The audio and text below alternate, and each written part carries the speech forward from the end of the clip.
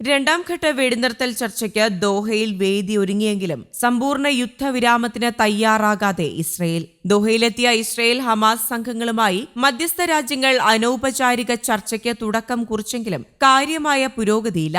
സമ്പൂർണ്ണ യുദ്ധവിരാമത്തിലൂടെ മാത്രം ബന്ദി കൈമാറ്റമെന്ന ഹമാസ് നിലപാട് സ്വീകാര്യമല്ലെന്നാണ് ഇസ്രയേൽ മധ്യസ്ഥ രാജ്യങ്ങളെ അറിയിച്ചത്.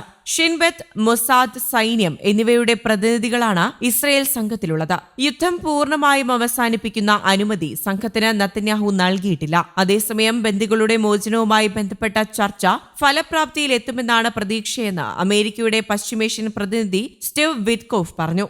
അടുത്ത ദിവസങ്ങളിൽ ഹമാസും ഇസ്രയേലും തമ്മിൽ നടക്കുന്ന ചർച്ചകളുടെ പുരോഗതി നോക്കിയാകും തങ്ങളുടെ ഇടപെടലെന്നും അദ്ദേഹം വ്യക്തമാക്കി. ബന്ദിമോചന വിഷയത്തിൽ ഹമാസുമായി അമേരിക്ക നേരിട്ട് ചർച്ച നടത്തിയതിന് പുറമെ ഹമാസിനെ പ്രകീർത്തിച്ചുകൊണ്ടുള്ള US പ്രതിനിധി ആഡം ബോഹ്ലറുടെ പ്രതികരണവും ഇസ്രയേലിനെ രോഷം കൊള്ളിച്ചിരുന്നു. ഈ സാഹചര്യത്തിൽ ഹമാസുമായി ഇനി നേരിട്ടുള്ള ചർച്ച ട്രംപ് ഭരണകൂടം ഉപേക്ഷിക്കുമെന്ന് ഉദ്യോഗസ്ഥരെ ഉദ്ധരിച്ച US മാധ്യമങ്ങൾ റിപ്പോർട്ട് ചെയ്തു.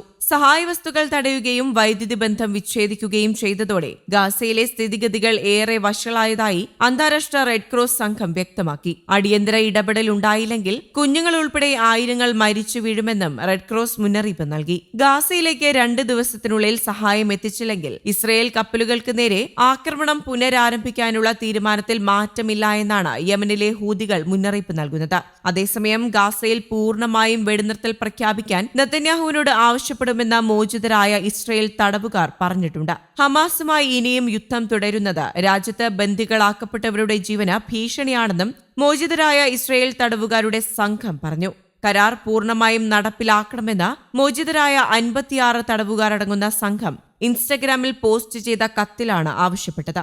ഇസ്രയേലി തടവുകാരെ പലസ്തീനിൽ നിന്നും മോചിപ്പിച്ച ശേഷം ജനുവരിയിൽ പ്രാബല്യത്തിൽ നിന്ന വെടിനിർത്തൽ കരാർ മാർച്ച് 1 അവസാനിച്ചിരുന്നു. 1ാം ഘട്ടം ഏപ്രിൽ പകുതി വരെ നീട്ടാമെന്ന് ഇസ്രയേൽ ആവശ്യപ്പെട്ടിരുന്നുവെങ്കിലും ഹമാസ് ആവശ്യം അംഗീകരിച്ചിരുന്നില്ല. 2ാം ഘട്ട വെടിനിർത്തലിലേക്ക് മാറണമെന്നും ഗാസയിൽ നിന്ന് ഇസ്രയേൽ സൈന്യം പൂർണ്ണമായും പിന്മാറണമെന്നും ഹമാസ് ആവശ്യപ്പെട്ടിരുന്നു. അതേസമയം വെടിനിർത്തൽ കരാറിന്റെ ആദ്യഘട്ടം അവസാനിച്ചതിന് തൊട്ടു പിന്നാലെ ഞായറാഴ്ച ഗാസയിലേക്കുള്ള എല്ലാ മാനുഷിക സഹായങ്ങളും ഇസ്രയേൽ നിർത്തിവയ്ക്കുകയും ചെയ്തിരുന്നു. 2023 ഒക്ടോബർ 7 തെക്കൻ ഇസ്രയേലിലേക്ക് ഹമാസിന്റെ നേതൃത്വത്തിലുള്ള പ്രത്യാക്രമണത്തിന് ശേഷമാണ് യുദ്ധം ആരംഭിച്ചത്. അതിൽ ഏകദേശം 1200 പേർ കൊല്ലപ്പെടുകയും 250 പേരെ ബന്ദികളാക്കി ഗാസയിലേക്ക് ഹമാസ് കൊണ്ടുപോകുകയും ചെയ്തിരുന്നു. ഇസ്രയേൽ ആക്രമണത്തിൽ 61,709 ഗാസ നിവാസികൾ കൊല്ലപ്പെട്ടതായി ആരോഗ്യ മന്ത്രാലയം അറിയിച്ചു. 47,498 പേരുടെ മരണമായിരുന്നു ആദ്യം സ്ഥിരീകരിച്ചിരുന്നത്.